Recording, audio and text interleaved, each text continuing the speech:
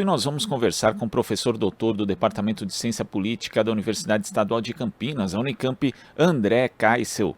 Bom dia, André. Bom dia, tudo bem? Uma saudação a todos os ouvintes do Jornal Brasil Atual. Prazer em recebê-lo aqui, André. E nos últimos anos a gente sabe que o Brasil acabou abrindo mão de ser um protagonista em organizações internacionais, em especial aqui, as da região, né? Como a União das Nações Sul-Americanas, a Unasul, acabou reduzindo também sua presença no Mercosul, de forma geral acabou perdendo importância internacional. André, que perspectivas se abrem agora para a relação do Brasil, em especial com a América do Sul, com o novo governo? Bom, eu acho que essas perspectivas são, em princípio, as melhores possíveis. Eu digo em princípio porque, evidentemente, nós estamos partindo, né, das declarações do presidente eleito, né, Luiz Inácio Lula da Silva, né, e do histórico dos seus dois primeiros governos. Mas nós não sabemos como será esse governo, que vai enfrentar, tanto interna como externamente, condições muito difíceis, né? Muito mais difíceis do que aquelas enfrentadas há 20 anos atrás, quando Lula tomou posse pela primeira vez. Mas, dito isto, eu tenho a impressão que o desastre que o governo Bolsonaro representou para as relações internacionais do Brasil, com o mundo em geral, com a América Latina em particular, é tão grande que a simples eleição de Lula já produziu efeitos positivos, né? Isso pode se ver no número e na rapidez com que chefes de Estado, né, reconheceram a vitória de Lula, o entusiasmo com que ela foi acolhida, inclusive o convite que ele recebeu enquanto presidente eleito para estar, por exemplo, na COP27 no Egito, né, que começou por esses dias. Né? Então, tudo isso já sinaliza uma disposição da comunidade internacional, mais do que uma disposição, interesse da comunidade internacional, né, no sentido de acolher um retorno do Brasil à cena, né, diplomática. Agora, sobre a América Latina em particular, eu diria o seguinte: Lula vai liderar um governo de coalizão muito amplo, né? Talvez o mais amplo que ele já tenha encabeçado, mas ele é muito cioso, pelo que se pode perceber pelas suas declarações, de manter as relações internacionais do país sob a sua égide, ou seja, né, ele tem uma visão, ele tem um conjunto de visões sobre o lugar do Brasil no mundo e que ele, digamos, quererá levar isso à prática como política externa, né, independentemente do quadro que ele vier a nomear para o Itamaraty.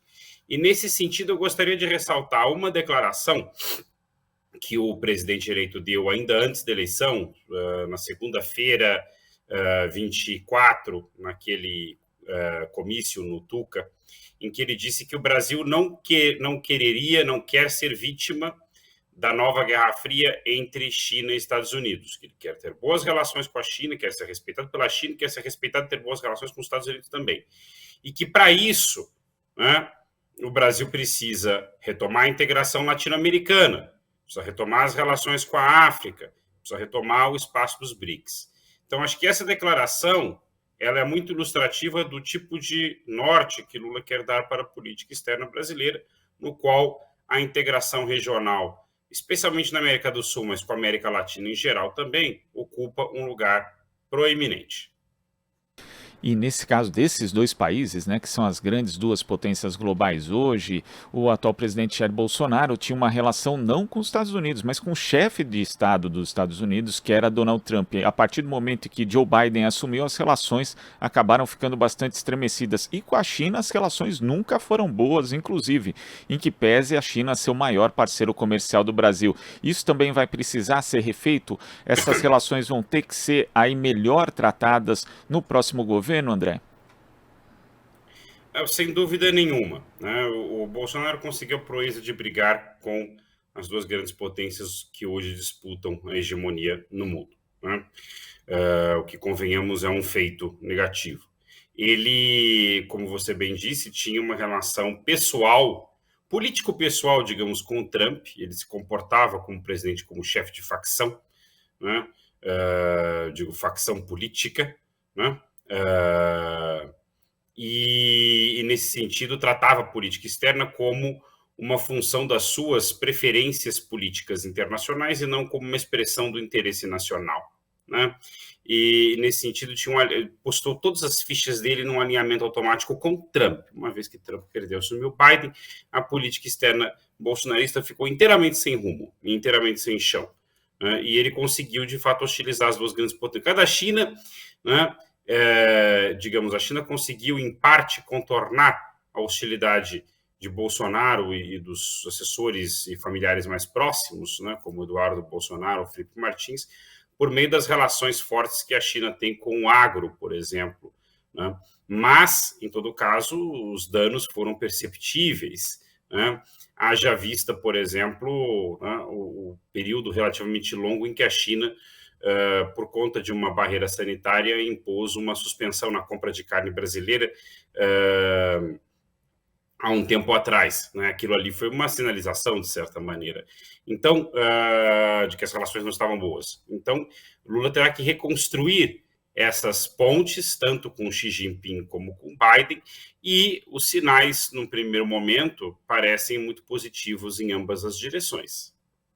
Agora, além da relação com essas duas potências, a gente lembra também que no primeiro e no segundo mandatos, o presidente Lula deu um grande destaque às chamadas relações Sul-Sul, né, e a participação ativa, né, como protagonista em organizações multilaterais. Você acha que essa também deve ser a tendência desse terceiro mandato, uma retomada da intensificação das relações com países da África, da Ásia, também da Oceania, André?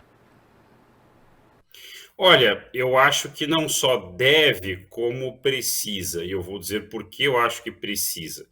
Justamente porque num panorama em que o mundo retoma algum tipo de lógica bipolar de disputa pela hegemonia no sistema internacional, se quer escapar a essa lógica, se quer, como o Lula sugere, não ser vítima dela, é preciso formar um bloco próprio. Sozinho não se conseguirá nada nesse sentido. Não vamos conseguir construir uma terceira posição nesse tabuleiro sozinhos, né?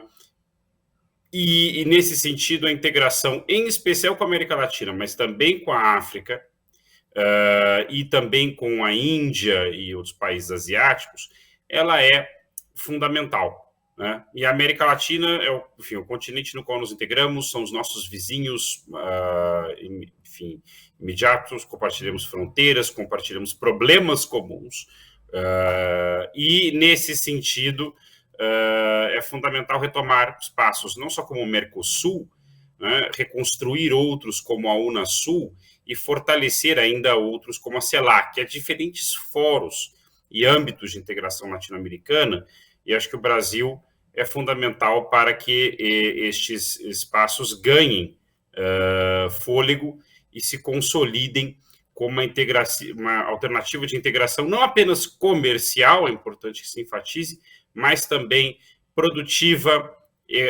econômica, em sentido amplo, produtiva, financeira e também geopolítica e até cultural, né? Então, acho que há um potencial enorme nesse sentido. E é importante aproveitar um certo alinhamento político entre os principais governos da região, Brasil, México e Argentina. Nos três grandes, pela primeira vez, tem governos ideologicamente afins, né, de centro-esquerda, tentar acelerar o máximo possível esse caminho no ano que vem. Agora falando aqui de um país vizinho, né, que foi usado inclusive como espantalho por essa extrema-direita aqui na campanha eleitoral, vem sendo usado desde 2017, 2018, que é a Venezuela. A gente lembra aqui que a Venezuela nós tínhamos, né, o Brasil, um comércio bilateral que superava 5 bilhões de dólares, né, em 2016 e hoje não representa nenhum, né, quer dizer, houve uma queda muito grande nessa relação comercial. E além de ser um país importante também, porque nós temos 2.000 quilômetros, 2.199 quilômetros de fronteiras com esse país vizinho.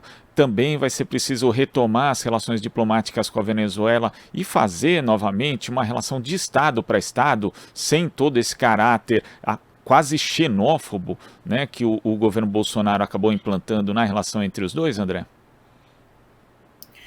Não, sem dúvida nenhuma. Sem dúvida nenhuma. Vejam, em primeiro lugar, é preciso reconhecer que a Venezuela tem um governo e que este governo é encabeçado por Nicolás Maduro. Goste-se ou não de Nicolás Maduro, do seu partido, do que ele faz ou deixa de fazer. Juan Guaidó não representa nada nem ninguém a não ser ele próprio, e há uma fatia da oposição venezuelana, não é sequer a oposição inteira. Inclusive, partes dela deixaram o tal, aspas, governo no exílio, governo encarregado, provisório, como se queira chamá-lo, nunca foi governo de nada, agora muito menos. Então, assim, essa é a primeira farsa que precisa abandonar. A Venezuela tem um governo e o presidente chama-se Nicolás Maduro. Reconhecer isso é o passo número 1.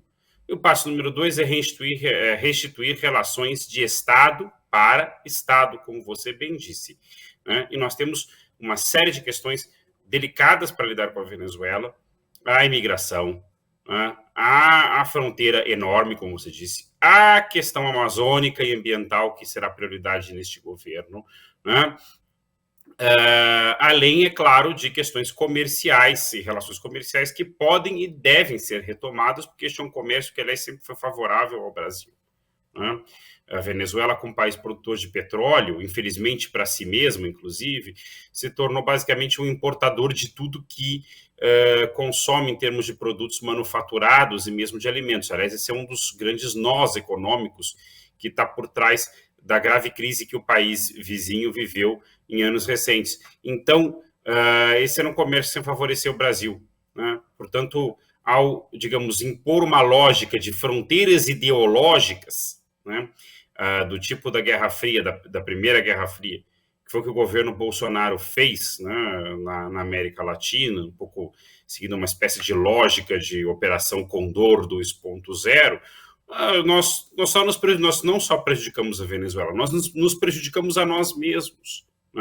Então, se alguém quer contribuir, inclusive, para que as condições dentro da Venezuela melhorem, para que parte, pelo menos, dos imigrados da diáspora venezuelana possam voltar a seu país, e até para que as relações entre governo e oposição melhorem, para que haja um ambiente democrático mais sólido na Venezuela nos anos futuros, esse é o melhor caminho, e não a construção de um antagonismo ideológico que só serve, digamos, a uma fração extremista da oposição venezuelana, a alguns interesses venezuelanos e norte-americanos e de cubanos exilados organizados em Miami, a direita internacional, a extrema-direita internacional, e aos Estados Unidos. Mesmo aos Estados Unidos, essa política já não serve mais. Haja visto que Biden, de maneira mais ou menos discreta, tem retomado relações com a Venezuela. E por quê? Por conta da guerra na Ucrânia. Porque ele precisa vender petróleo para os europeus, que estão numa situação muito ruim. Para os próprios Estados Unidos, o mercado de petróleo vive uma volatilidade tremenda. Então, é preciso reintroduzir a Venezuela nesse mercado. Então, até dentro dos Estados Unidos as coisas mudaram. Por que nós vamos seguir um caminho de insistir em uma política com uma fortíssima carga ideológica, que não leva a lugar nenhum? André, você tocou na questão da guerra na Ucrânia, e a gente sabe que o reconhecimento internacional do presidente Lula é muito grande, né? Tanto que, de pronto, os chefes de Estado, como o próprio Joe Biden, reconheceram ali a vitória do hoje presidente eleito, né? O Emmanuel Macron, inclusive, fez um tweet ali com um trecho da conversa telefônica em que ele parabenizava Lula pela sua eleição. Você acha que agora, né, que o Brasil está voltando ao plano internacional, mesmo com um presidente que ainda não tomou posse, é possível que o país tenha uma participação na busca por uma resolução desse conflito na Ucrânia? Olha, eu acho que, bom, é difícil dizer a priori se nós teremos algum espaço para isso, até porque aquele conflito é bastante complexo, e é onde jogam alguns dos grandes interesses geopolíticos hoje no mundo. Agora, que Lula é dos poucos chefes de Estado que tem diálogo hoje com os dois lados, poucos chefes de Estado, ele ainda não é chefe de Estado, mas será em janeiro, será um dos poucos que tem contatos com os dois lados, isso é óbvio. Aliás, me pareceu muito sintomático que na segunda-feira, Vladimir Putin e Volodymyr Zelensky ambos reconheceram e parabenizaram a vitória de Lula. Portanto, isso é talvez o sinal a evidência mais cristalina do arco enorme de interlocução que Lula possui no mundo e do qual hoje o mundo precisa muito. E ele é um dos poucos que está em posição de promover hoje conversas como, por exemplo, esta, né, de poder falar com ambos os lados, né? Nesse sentido, essa posição privilegiada dá a Lula uma responsabilidade enorme. Se ele terá espaço, se atores como os Estados Unidos e Rússia permitirão ou darão algum espaço para que Lula possa desempenhar esse papel favorável à paz no mundo, isso é uma questão a ver. Não será fácil. Já vimos isso no passado, quando Lula, juntamente com o governo turco, conseguiu, né, o governo Lula e o governo Erdogan, conseguiram mediar uma solução para a questão nuclear no Irã. Os Estados Unidos de Obama depois boicotou isso no Conselho Internacional para não ceder protagonismo ao Brasil, no Conselho de Segurança da ONU, né? Boicotou isso no Conselho de Segurança da ONU. Curiosamente, para poucos anos depois, adotar um acordo muito parecido com aquele que o Brasil tinha proposto ali em torno de 2009, 2010. Né? Então, não será simples, mas espero que sim, que ele tenha esse espaço, porque é dos poucos que poderia fazê-lo hoje. André, muito obrigado pela sua participação aqui no Jornal Brasil Atual de hoje. Até a próxima. Eu que agradeço, um bom dia para vocês e para todos os ouvintes. Bom dia.